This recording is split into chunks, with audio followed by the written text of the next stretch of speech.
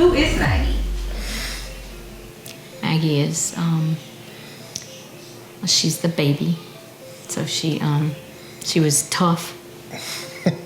You know, she, as a baby, she never cried. She was independent always. She always said what she thought, unapologetic about everything, about who she was. Brilliant. All my kids are smart, like tremendous, but Maggie was light years. Wasn't sure yet what she wanted to do, but whatever it would be, it was going to be amazing. She, friendly, hilarious, just clever, funny. Very, very witty. Yeah, sometimes mean, but Yeah. but cheerleader. Just everybody who knew her had like some kind of things that I never even realized about her. The number of kids who reached out to me who were kids who were like, maybe kind of fringe type kids who said that like their first day at Bruley High, Maggie was one of the first people to reach out to them. Even though she was, popular and all that, she was one of the first people to be nice and welcome them to school. Like, just, to me, she was like my baby, but all the things that people have said to me since then, it was like she was this cool, like, woman that she was becoming. It was really neat to me. So, she was just amazing. Like, just everything. Perfect. She's, when you're a mom, you have a daughter, you kind of secretly, you always hope that they'll grow up to be like you. And you never think that you're going to have a daughter and that she's going to grow up and you're going to want to be like her. Maggie's that kid.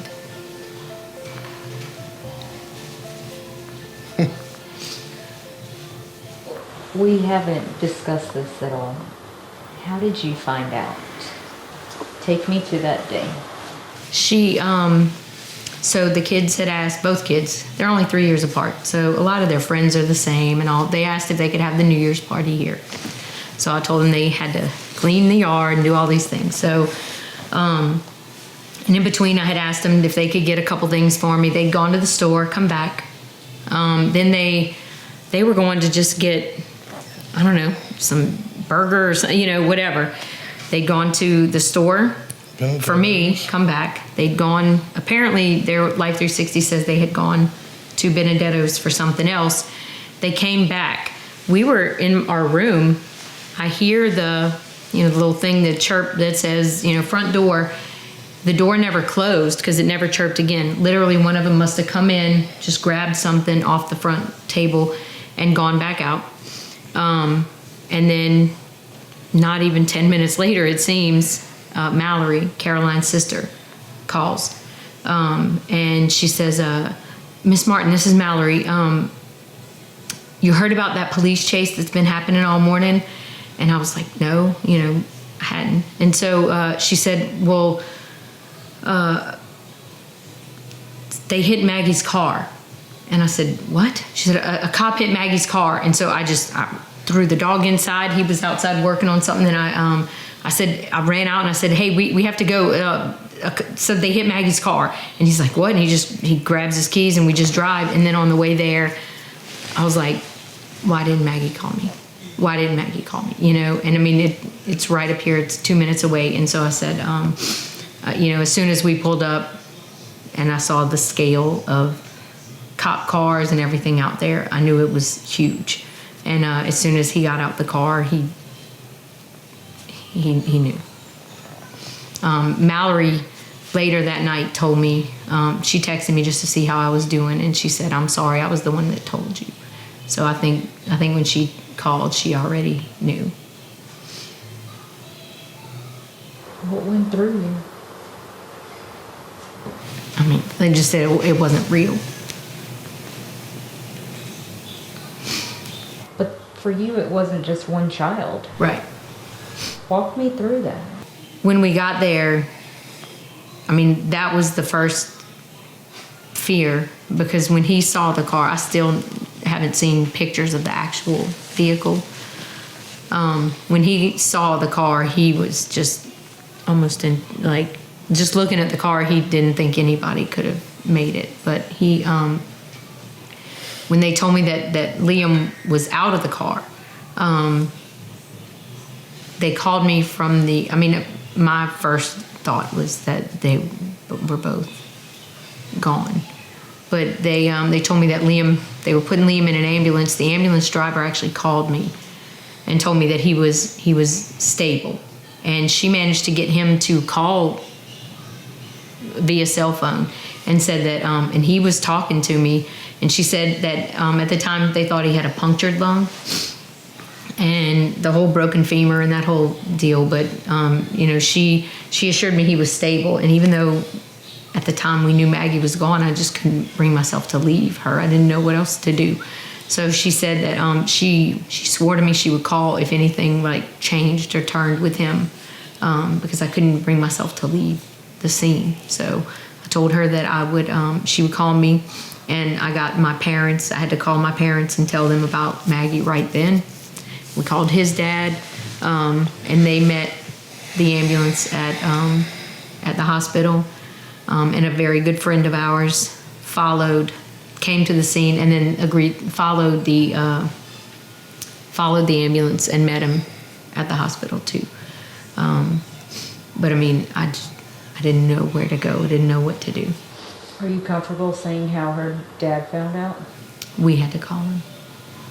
And I mean, for him too, it was just like, I mean, Kenny had to get on the phone and say like, you know, yeah, this is, because he was just disbelief. Same thing with my oldest child. Actually, my oldest child was, I think, in her front yard, and a neighbor got on the phone and was like, "Ma'am, is everything okay?" Like, she was just, and I had to ask the neighbor to take her keys so she wouldn't drive. I mean, it was devastating. Tell me about Liam. We're coming up on a month.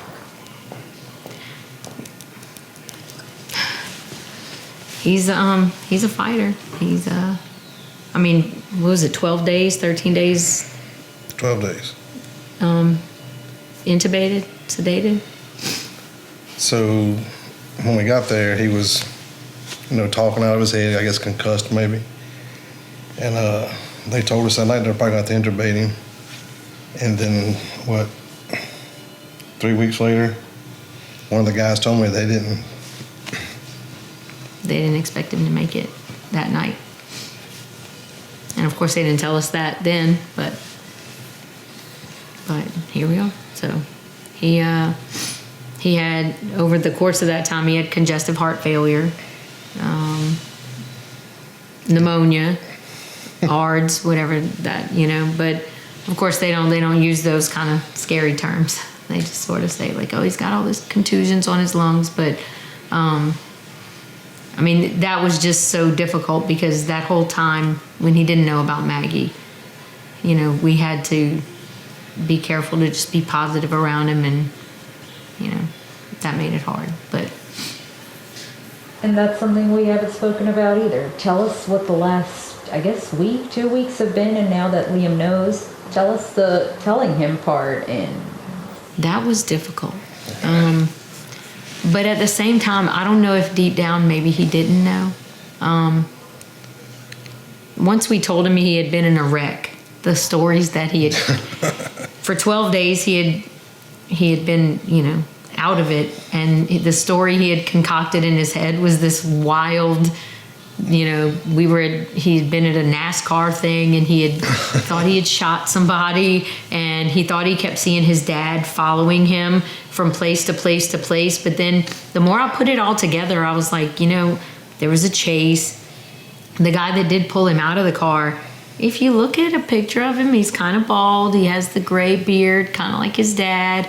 I've heard multiple people say that when you break a femur, it sounds like a bullet, like it sounds like a gunshot. It's such a strong, so like maybe all these things did kind of like sensory, you know, create this thing in his head. So maybe somewhere deep down he knew. One or two of his friends said he mentioned at different times 2 girls during this whole fiasco where he had this dream, wreck or whatever. He had some stories. He had everybody laughing. Yeah, I mean, he was quite a character when he was, but maybe it's almost like he wasn't as shocked as you would have typically expected. It's almost like he knew deep down that whatever had happened could have caused that trauma. But I mean, we have funerals, we have wakes, we have each other to grieve, and he was just kind of stuck in a hospital room. So I know that there's probably more to this process that he needs,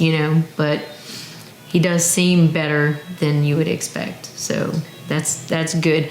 But he also, once he got his phone back, I think that helped. A lot of us were like, we don't need him to have his phone. We don't want him looking for wreck and all that stuff. But that's what we did at night, just scrolling through the hundreds of posts and all the community, awesomeness. I think that did help him getting to see that.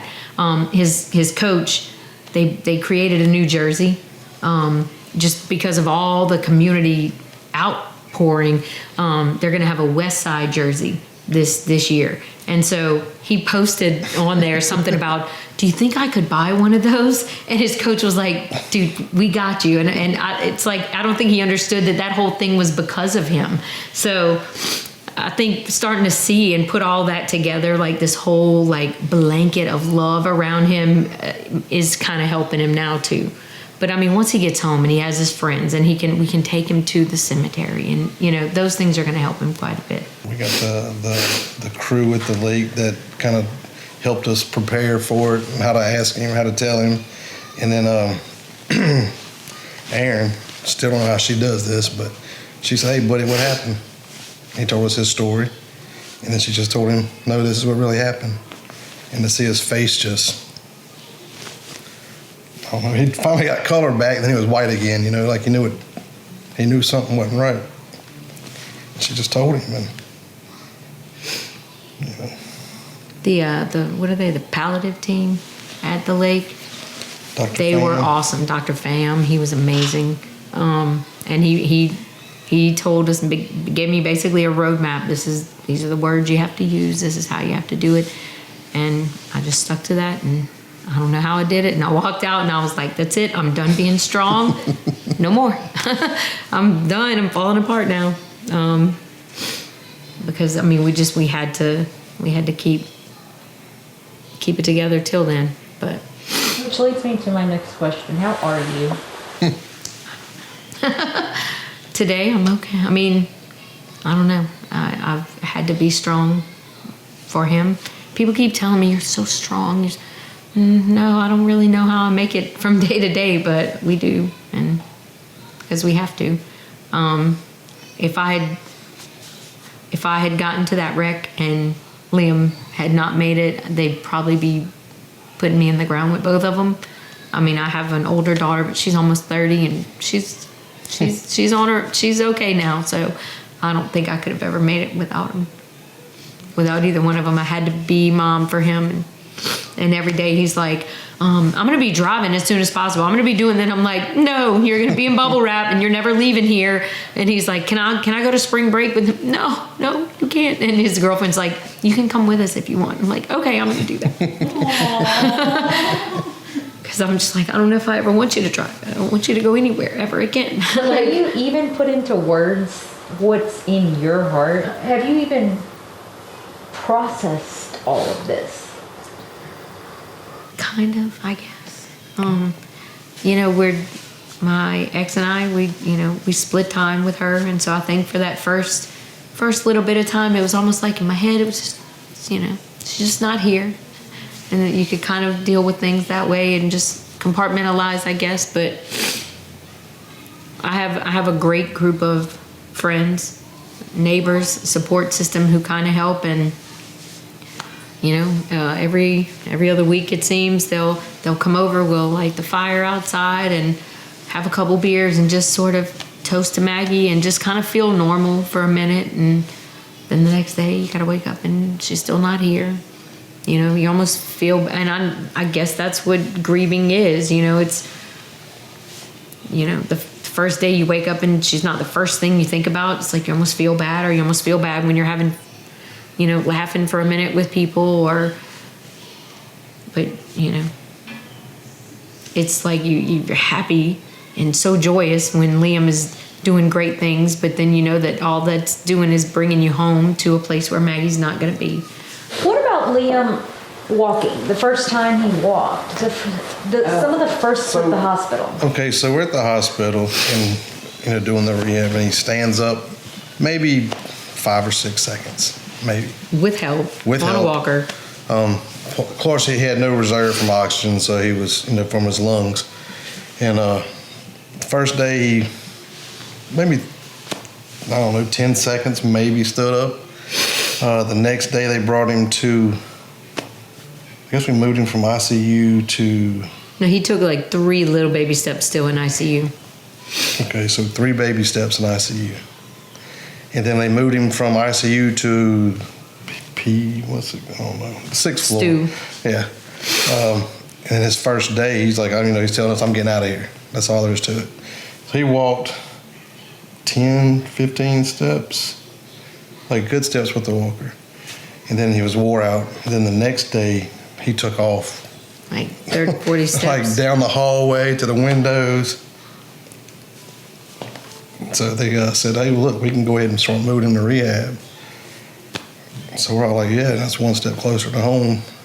But at the same time, it's one step closer to coming back to this. But now he's doing great. He's excelling. Everybody's, they brag about how much he tries. They do OT for his hands. They did speech therapy, and he's kind of got out of that. And he's wanting more PT time. He wants to drive. He wants to walk. He wants to get back to normal too. What's it mean to have Liam home? Well, the bad thing is we got to share him. I know.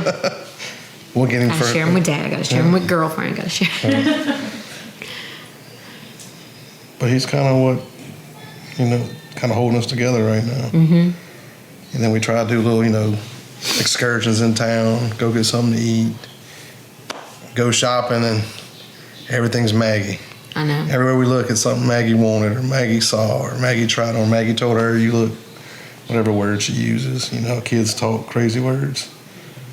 And gives us a little peace, but, to get a little grieving out, a little crying out, some hugs. Buy a lot of things that we don't need.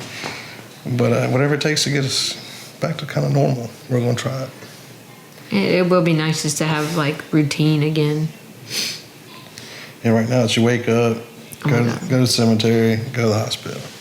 Stay at the hospital all day, all night, come home, go to the graveyard. And he's here every day, but yeah, so she gets to stay with him one night, Randall stays one night.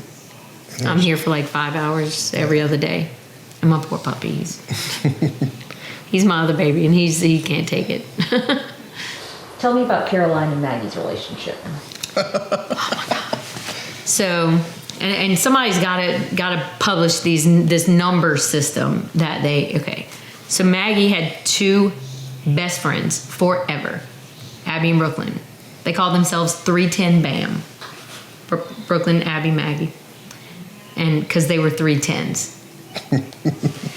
And then Caroline kind of joined their little group, so they were 410 CBAM. They had another friend when they went somewhere, they were 510 Mamba. Then they were 710 Mumbaka. So, we thought this was the funniest crap ever. So we did say that whatever this Senate bill that they want to name after them, we think it would be kind of sounds like Senate numbering to call it MC 210, blah, blah, blah, blah, blah. And nobody would even understand it, but we would get it, and it would be hilarious. But it's kind of funny because she's a junior, Caroline's a sophomore, Mallory's a senior. So, she used to kind of hang out a lot with Mallory. And then Caroline, when she came to high school, she kind of not better, but she really got along. She saw Caroline more because they both cheered. Erin loves to cook. In case you can't tell. But Maggie would be picky. She'd always make a comment about her food, but then when Erin walked out, she'd try it real quick. The mother Caroline, first day she was here. I'd be like, oh, I made whatever. Doors open, Caroline's waiting, and like, I love that. Anybody here tasting and eating my food, I love them. Y'all, come on. I'm cooking. Like, I could sometimes text their little friend group, like, hey, I'm cooking whatever tonight, and they'd be like, is Maggie home? You know, or sometimes they just ask if Maggie's not coming, are you cooking? Like, they'd come eat even if she's not here. Caroline was like one of those that I love because she would eat anything. What about the fact that they died together? It kind of gives you a little piece that they were together, that she wasn't by herself, you know, but I mean, she could have died with 7 people and they all would have been best friends, you know. You can't, like, I got a little small side business, and I deal with a lot of parents around town, and all of them talking about how their kid knew Maggie and how she was the life of everything.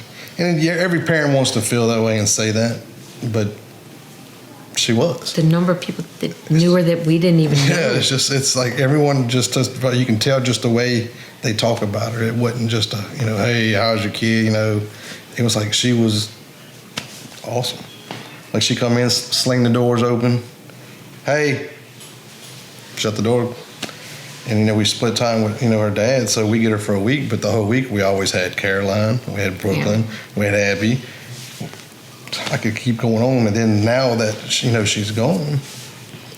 It's that much duller. But we get, like, all these boys come over. Like, Liam's, like, Brewley's a small community. So you have, like, the grade above Liam.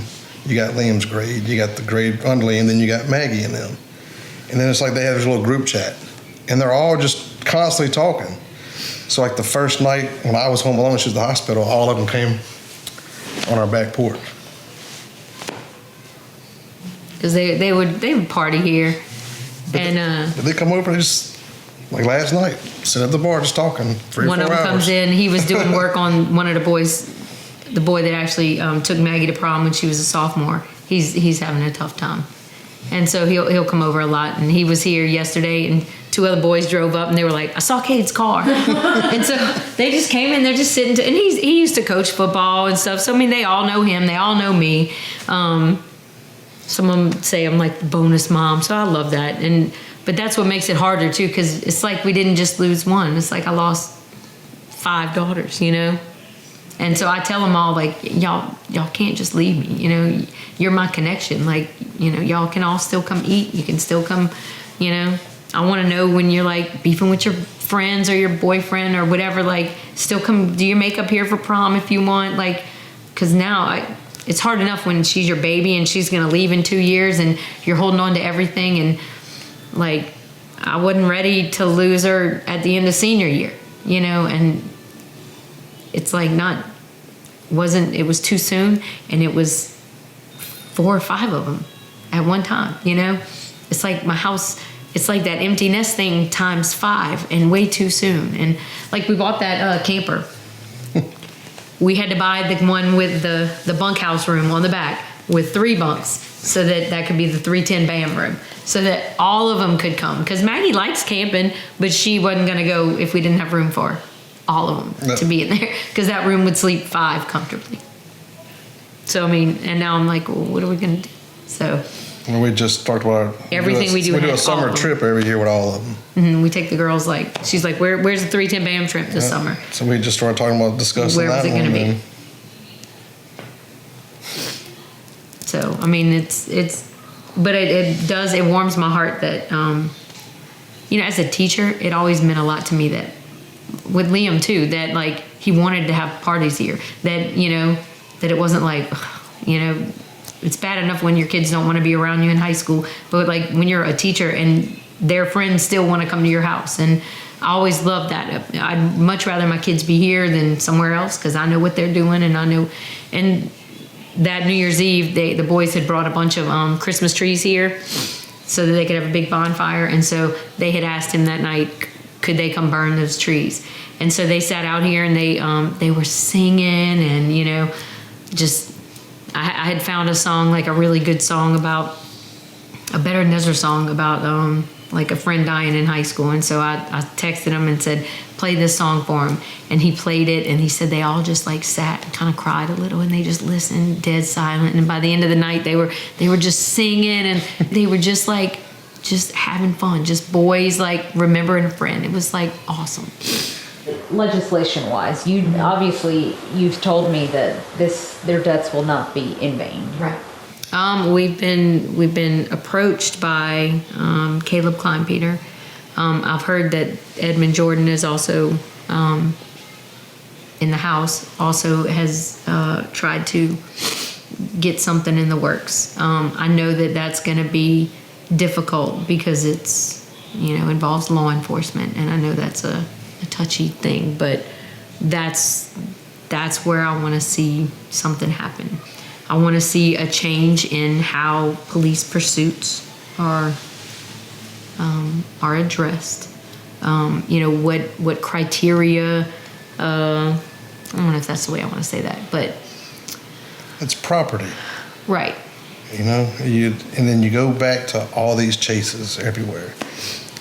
You destroy how many cars? How many lives are destroyed? Is it really worth it? You can't say they told us if they would, they're going to go rob someone's house with that car or rob a bank with that car. Still property. It's still property. I mean, like the same night, we lost Maggie and Caroline. State police chased someone on the interstate. And happened to be one of my dad's best friends. Hit his car, over 100 miles an hour, they said. But of course, speeds determine difference. But he texted my dad. He said, "Hey, I don't know why God let us live. And not your granddaughter." Over an inspection sticker. And you gotta have some kind of common sense. I know everybody, when you're younger, you look up to, you want to be a cop, you don't ever want to be a robber. But you gotta, you take an oath to protect and serve and do it right. Some of these cops don't do it right. How many lives die every year? We've looked it up or something. I think somebody reached out to us, said something like 250 or something. People are killed in police chases. Yeah. In police pursuits. And I'm sure the majority of them are not the criminals. All right. Now, if this guy that they had been chasing had kidnapped a woman and she was, in the car, or if he was shooting people out of the car, wouldn't bring my daughter back, but it would make sense, But they knew he had stole the car from his dad. They already knew that. If you can say anything to this officer, please say. Nothing I can say on camera. Every year she puts on a luncheon for law enforcement. September 11th. Every year. Luncheon. Every year. There are no bigger law enforcement supporters than us. Jonathan LaFoe, we ran into him at Surgical Specialty, and he was like scared to talk to us. He was like, "We didn't think you'd want to see police." We're not anti-police. This is not, why would you be scared to talk? This is not about police. We still are very pro law enforcement. This is when law enforcement does its job correctly, So back to, Bruley being a small community. It's not just Bruley, it's, Port Allen, Addis, Plaquemine, White Castle, Point Capee, Irwinville. It's like it takes tragedy to bring them together, but everybody's together. And we hope it just don't stop with Liam. They have like wrapped their arms around us and just held us up this whole time. I've said this before, these are not praying hands on Facebook people. These are, what can we do? And they have not stopped. They have done everything they could to make this whole hospital stay possible. There is literally no way I could ever move now.